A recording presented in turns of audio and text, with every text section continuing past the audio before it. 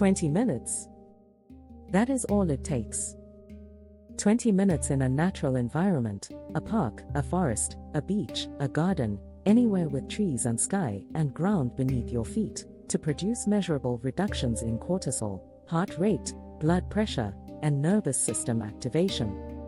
Not meditation. Not exercise. Not therapy. Just being outside. Just being present in a natural space. The research on what nature does to the human body and brain is not soft. It is not anecdotal. It is precise, replicable, and increasingly urgent, because as human life has moved further and further indoors, further and further into screens and artificial environments, the biological cost of that disconnection from the natural world has become impossible to ignore. In this video, you are going to understand exactly what happens in your body and brain when you spend time in nature, why your nervous system responds to natural environments in a way it responds to nothing else, and why this may be the most underutilized healing tool available to every single person watching this right now. Your nervous system was not designed for the environment you are currently living in. It was designed over hundreds of thousands of years of evolution in direct, daily contact with the natural world, with trees, water, open sky, birdsong, irregular terrain, and the full spectrum of natural light. Every sensory system in your body was calibrated for that environment. Your eyes were designed for distances, not screens held 30 centimeters from your face. Your ears were designed for the complex acoustic texture of natural soundscapes, not the flat artificial noise of indoor environments. Your circadian rhythm was designed to be anchored by natural light, the full spectrum sunrise and sunset that artificial lighting can never fully replicate. And your nervous system's threat detection system was designed to find rest in natural environments, because for most of human history, the presence of nature was not a threat. It was home. And something in your biology still knows that. The most well-documented effect of time in nature is what Japanese researchers call Shinrin-Yoku, forest bathing. This is not a metaphor or a wellness trend. It is a measurable physiological phenomenon. When people spend time walking in forests, not exercising, not meditating, just walking and being present, their natural killer cell activity increases significantly. Natural killer cells are a critical component of the immune system, responsible for identifying and destroying cancerous and virally infected cells. This effect has been measured repeatedly and persists for up to 30 days after a single forest bathing session. The mechanism involves phytoncides, volatile organic compounds released by trees that humans inhale during forest time, which directly stimulate immune function. Your immune system responds to the forest. Not because it is relaxing, because trees are literally producing compounds that your biology was designed to absorb. Beyond the immune system, the effects of nature on the stress response are among the most consistently replicated findings in environmental psychology. Time in natural environments, even urban green spaces like parks, reduces salivary cortisol, lowers blood pressure, decreases heart rate, and reduces activity in the prefrontal cortex region, associated with rumination. That last finding deserves particular attention.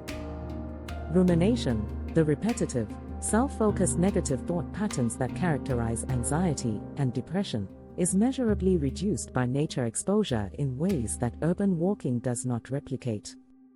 People who walk in natural environments show significantly less activity in the rumination-associated brain region than people who walk the same distance in urban environments. Nature does not just make you feel better. It changes the pattern of your thinking, specifically by quieting the part of your brain that gets stuck in loops. There is also something that researchers call attention restoration theory, the idea that natural environments restore the directed attention capacity that modern life continuously depletes. Your brain has two attention systems. The first is directed attention, the effortful, focused, voluntary attention you use for work, screens, decision-making, and most of modern life. This system fatigues. It is the system that is exhausted by the end of a long cognitive workday. The second is involuntary attention, the effortless, automatic fascination that is captured by moving water, birdsong, rustling leaves, clouds, and fire. Natural environments are specifically designed, by millions of years of evolution, to engage your involuntary attention system. And when your involuntary attention is engaged, your directed attention system gets to rest. This is why time in nature leaves you feeling restored in a way that passive screen time does not. Both are low effort. But only one allows the cognitive system that modernity has pushed to its limits to genuinely recover. The effects extend beyond cognition into something harder to measure but equally real, what researchers call awe. Awe is the emotional response to something vast, complex, or beautiful that temporarily dissolves the boundaries of the self and produces a sense of being part of something larger. It is produced most reliably by two things: other people at their most profound, and nature at its most expansive. A mountain vista, a starry sky, an ancient forest, the ocean at the horizon. These experiences do not just feel good. They measurably reduce inflammatory cytokines, the biological markers of chronic inflammation associated with stress, disease, and aging. They increase feelings of connection and generosity. They shift perspective from the immediate concerns of the individual's self to a broader temporal and spatial context. And they produce lasting changes in how people relate to their own problems, which suddenly seem smaller and more manageable against the backdrop of something genuinely vast. So what does the practical application of this look like? The first thing the research makes clear is that dose matters, but the threshold is lower than most people think. 20 minutes of nature exposure 3 times per week produces measurable stress reduction benefits. You do not need wilderness. You do not need a national park. You need a tree. You need a patch of sky. You need ground beneath your feet that is not concrete. Urban parks qualify. A garden qualifies. A single tree on a city street, sat beneath for 20 minutes with your phone in your pocket, qualifies. The nervous system does not require grandeur. It requires genuine contact with the natural world, which means being present to it rather than consuming it through a screen, or passing through it while listening to a podcast. The second principle is that sensory engagement amplifies the benefit. Research shows that actively engaging your senses during nature time, noticing specific sounds, textures, smells, and sights, produces greater cortisol reduction and greater attention restoration than passive exposure. This is not complicated. It means leaving the earphones at home. It means slowing down enough to actually hear what is around you. It means touching the bark of a tree, feeling the temperature of the air, noticing the quality of the light.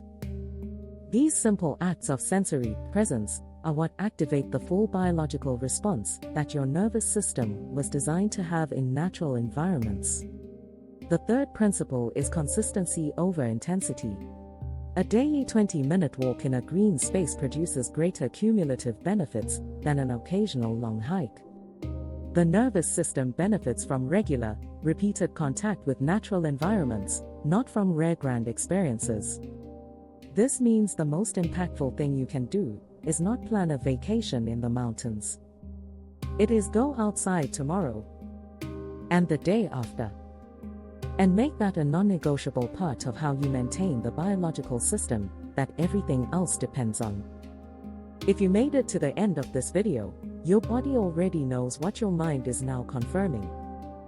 You have felt it, the specific quality of relief that comes from being outside, the way a walk in a green space changes your thinking in ways that a walk on a city street does not, the restoration that comes from sitting somewhere with a view of the horizon. That feeling is not weakness or escapism. It is your biology recognizing its home. Start today. 20 minutes. Leave the phone. Go outside. Let the part of your nervous system that was designed for this do what it was designed to do. Share this video with someone who spends too much time indoors, because sometimes the most healing thing you can offer someone is the permission to simply go outside. Subscribe to continue this journey, because the next video is going to challenge one of the most deeply held beliefs of our generation, that following your passion is the path to a meaningful life. The science says something completely different, and it might be the most liberating thing you hear this year. See you there.